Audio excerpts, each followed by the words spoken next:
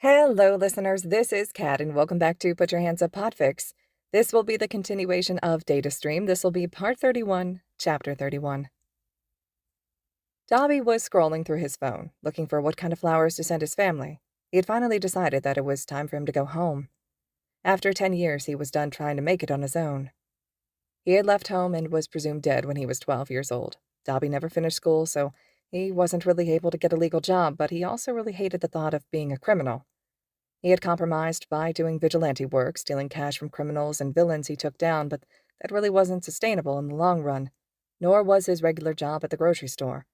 He needed to finish school at the very least, and to do that, he needed to go home.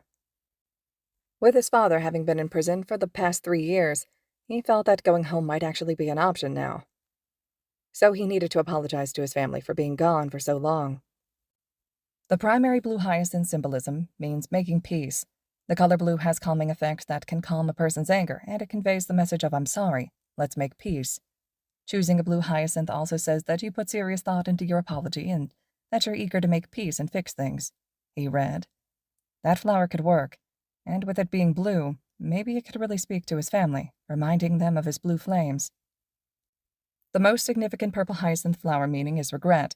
Therefore, using purple hyacinth in an apology bouquet symbolizes your feelings of sadness over the disagreement. They can also ask for forgiveness. Sending these flowers also means that you are willing to forgive the person of their faults and be your apology.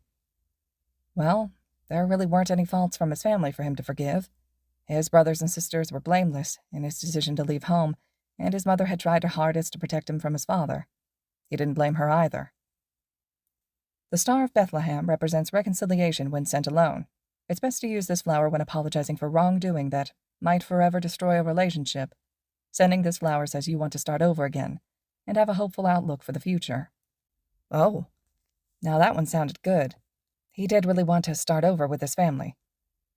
He was so absorbed in his research of the perfect apology flowers to send his family that he didn't notice the little girl with the white hair that came tearing around a corner, running as if she was running for her very life, until she slammed into him, knocking them both to the ground. "Hey kid, you okay?" Dobby asked, concerned. He could see she was barefoot, and both her arms and legs were covered in bandages. "Please," the girl whispered, terrified. "Please, I don't want to go back." As Dobby looked at this little girl, he was painfully reminded of himself. She was covered in injuries, more than any child should have. She was clearly terrified. She had on a simple, old, and dirty dress, and he could see tangles in her hair. Whoever she was running from, they were abusing her. If there was one thing Dobby hated more than anything, it was a child abuser. "It's okay, kid. I've got you. You don't have to go back," he said in his raspy voice. He knew it wasn't the most comforting person to look at, but he hoped he was enough to make her feel safe enough to calm down a bit. "Come on, kid. I'll take you somewhere safe, okay?" The little girl hesitantly nodded, so Dobby picked her up and held her close. "What's your name, kid?" "Airy," she whispered. "Airy, huh? That's a cute name. You can call me Dobby." Just as he was about to turn around and start walking to the police station, he saw a man turn the corner, wearing a green and purple coat, sporting a plague mask. Weird fashion sense aside, though, Dobby felt the little girl in his arms tense up, and he knew instantly this was the man who had hurt this little girl. Dobby's big brother senses were going crazy, and he knew he would protect this kid. "There you are, Airy. Come along now, it's time to go home," spoke the man in the plague mask. "Kid's scared, man. I don't think she wants to go home with you," Dobby spoke up. "She's my daughter. She ran off because she was scolded. Now I'll take her home." Dobby wasn't buying it, but even if he really was her father, Dobby knew that not all dads were safe for kids to be around. Looking down at the kids trembling, how she was clinging to him as if her life depended on it, he made his decision. "She's got some pretty nasty injuries. She should go to the hospital. In fact, I'm going to take her there. You can feel free to tag along," Dobby stated, and then turned to start walking. But he wasn't going to the hospital. He went down a different alleyway than the one the girl had come out from, and the guy claiming to be her father followed. "Well, it was so kind of you to come into this very isolated alleyway," the guy started. "Yeah, well, I'm glad you followed," Dobby countered with a smirk. "You see, I know all about abusive fathers, not that I actually believe she's your kid, so here's what we're going to do. You're going to leave here and never come after this kid again, or I'm going to make you wish you took my advice." The guy, Dabi almost wants to ask his name, but why bother at this point? Just glares at him. It's funny you think you can do anything to me. He started taking off his gloves, and Eri tensed in Dabi's arms and then tried to get down. Hey kid, stop struggling, Dabi hissed. I don't want to drop you. Put me down, she whispered. He'll kill you. Nah, I don't think he will, Dabi smirked, looking back at the guy. Dabi raised a hand to him. Last chance, my guy. I'd really rather not kill you in front of the girl, but if you don't leave, I will kill you. I'd like to see you try, was the hissed reply.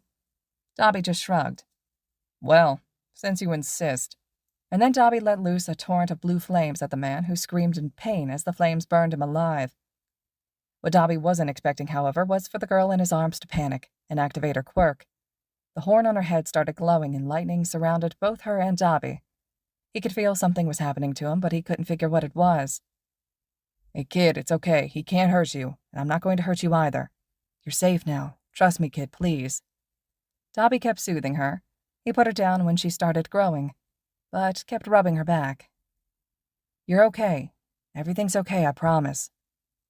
Eri managed to close her eyes and look away from the burning corpse of the man who claimed to be her father, and her quirk slowly stopped.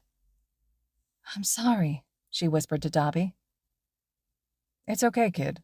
You were scared, but everything's going to be fine, I promise you. She nodded. Dabi noticed that she was still a bit bigger than she had been a little bit ago, and he was about to mention it when he realized that the scars on his arms were gone.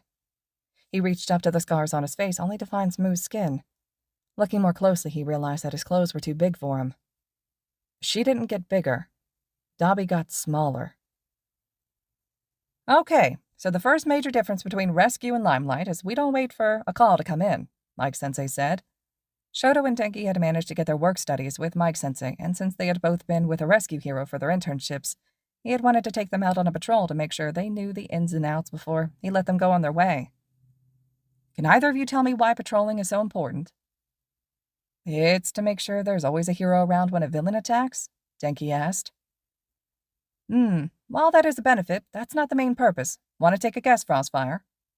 Shouto thought to what his father said back when he was still training him.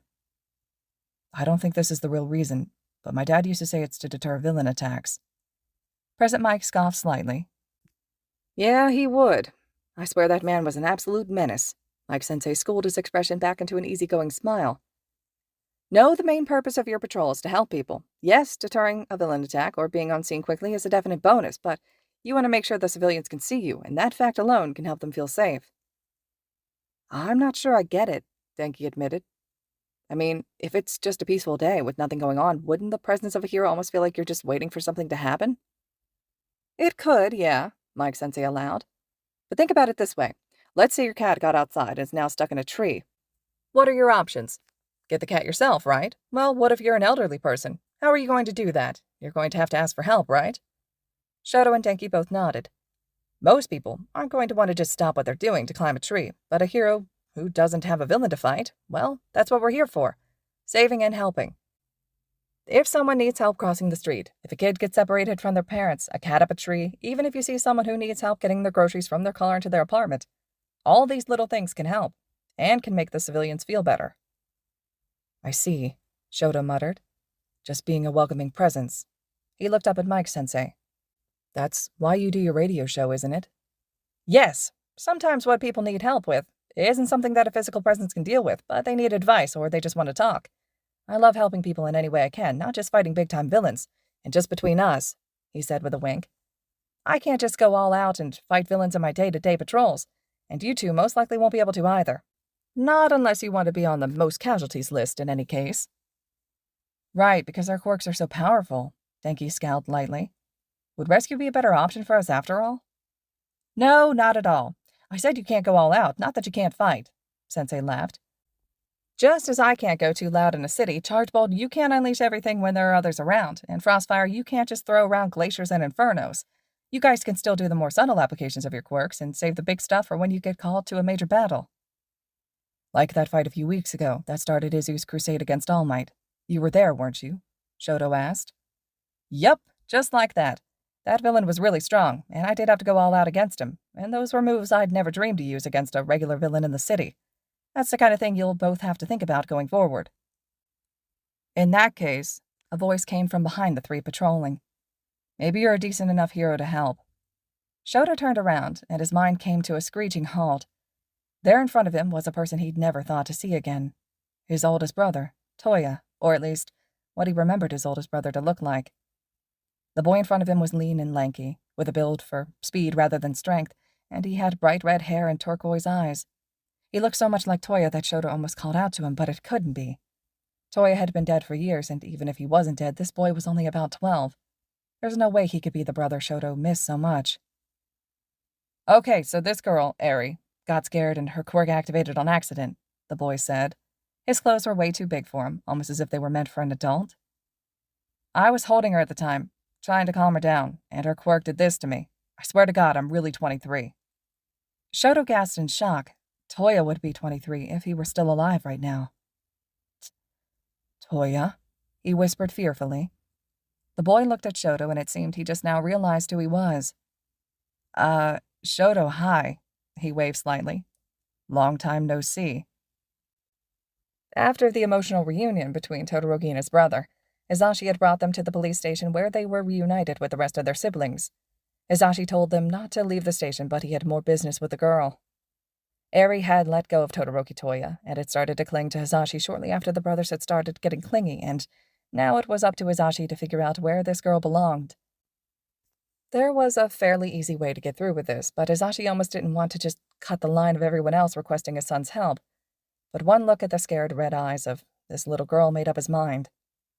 Picking up his phone in one hand, while Eri was in his other arm, Hisashi called up Zuzu. Hey, Papa, what's up? Izuku greeted him. Zu, I have a little girl with me, and all we have is her name. The police already took her fingerprints and a strand of hair to see if they can get an identity, but we all know you're faster. If you're not too busy, can you help us out? Oh, that's interesting. Whoa, Dobby's a kid again? And he's Sho's brother. That's cool. All the quirk damage was reversed. Chisaki Kai got roasted. Good for him. Izuku let out a sigh. Yeah, even if the girl had parents at one point, right now she's going to have to be in protective custody. She's been living with the Yakuza, the Shihisaikai. I don't think her parents are alive, or if they are, they're involved with the Yakuza. Okay, so we're going to need to find an emergency placement for her, preferably with a hero or two. Hey, Zu, can you grab Sho for me? Hisashi had an idea, but he couldn't make a decision like this without his husband. Eri, sweetheart, can you stay here with Detective Sansa? I need to have a conversation with someone, and it's kind of private. When she nodded her head, Hisashi kissed her forehead and said, Thank you, Princess. I'll be right back. We're taking in a little girl, aren't we? Hisashi heard Shota's voice on the phone, and he smiled. Yes. Did Zuzu already fill you in? Of course he did, and just like last time, I don't have a choice in this, do I? Shouta grumbled. Well, you can say no, but I'm pretty sure I'll ignore it and bring her home anyways, Hisashi admitted. She's so cute, Shouta, and she needs a home. Fine, I'll see if Nezu will be willing to give Zu his own apartment in the dorms, since we don't have a spare room. I can always just move into the 1A dorms. There are plenty of extra rooms there, Izuku suggested. We'll see, baby. You two get all the details worked out. I'm going to go back to Eri and let her know she's coming home with me. Hisashi hung up the phone and walked back to the room with Sansa and Eri. Hitoshi had his head in Shoto's lap, letting him pet him, while Izu had Shoto's head against his shoulder, running his fingers through his hair. Toya died 10 years ago, Shouto whispered. Or at least, that's what we were told. It turns out Father just pushed his training past the point where Toya could handle it, and the training building caught fire and collapsed. No one found his body, but his flames were always so hot he was thought to have been completely burned to ashes. I first met Dabi about 2 years ago, Izu said. He was a vigilante, but he only ever really hurt the really bad people, like pedophiles and rapists. I thought about calling someone to pick him up, but decided against it. He was actively employed at a grocery store, and he never went out of his way looking for trouble. I spoke with him a few times. He's a cool guy. Where is he going to be staying? Hitoshi asked. My sister's going to be his guardian. It seems he's permanently back in the body of a 12-year-old, and he's going to have a second chance at growing up, so he's going to try picking up from where he left off. He does still want to be a hero, and I promised him I'll ask around to see if someone, Shouto looked up at Izu's face, would be willing to pick apart his quirk and put him back together. Izu smiled and kissed Shouto. Certainly. I always wanted to play with his quirk. After seeing all the burns he had from his own quirk, I think he was trained wrong. I'd love to work with him on this." Shouto smiled softly and nuzzled his head back into Izu's shoulder. "Thank you, Sunshine." All right, listeners, this concludes Chapter 31 of Datastream. Chapter 32 will be up next. Hope you all are still enjoying, and as always, thank you so much for listening.